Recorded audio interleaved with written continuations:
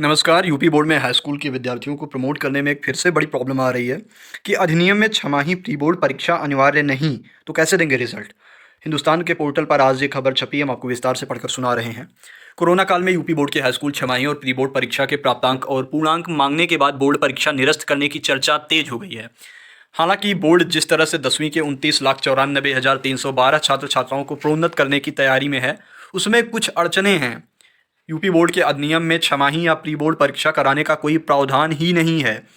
आज के एक दशक पहले 26 जुलाई 2011 को बोर्ड ने 10वीं की परीक्षा में व्यापक फेरबदल किया था, जिसमें लिखित परीक्षा 100 अंकों से घटाकर 70 अंक की कर दी गई थी और 30 नंबर आंतरिक मूल्यांकन के लिए निर्धारित किए गए थे।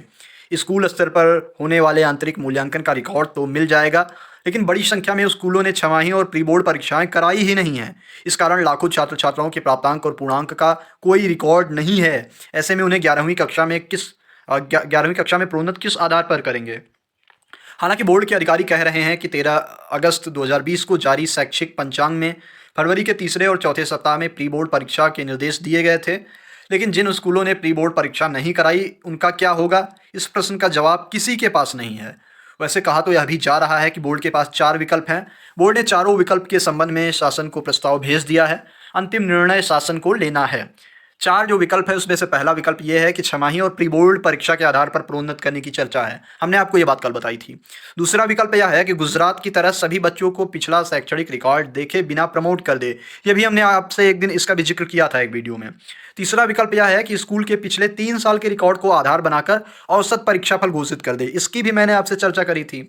चौथा विकल्प यह है कि इंटर परीक्षा के साथ ही हाई स्कूल की परीक्षा भी कराई जाए, भले ही परीक्षा अगस्त में हो। तो इस विकल्प का मतलब ये है कि इस शर्त में क्या होगा कि सेशन बहुत ज़्यादा हो जाएगा लेट, क्योंकि सीबीएसई वगैरह में एडमिशन्स अभी से होने लगेंगे। मान लीजिए कोई ऐसा विद्यार्थी है जिसने 10th यूपी बोर्ड से करा है, फिर उसको 12th सीबीएसई बोर्ड से करना है, तो कैसे वो मैनेज कर पाएगा, क्योंकि सीबीएसई पहले ही एडमिशन शुरू कर देगा। तो बहुत सारी समस्याएं हैं, बहुत सारी दुविधाएं हैं, अभी कुछ भी क्लियर नहीं है। लेकिन ये है कि 20 तारीख को शायद निर्णय आ जाए, क्योंकि बोर्ड अपनी यही रिपोर्ट भेज चुका है, यही 4 ऑप्शंस भेज चुका है।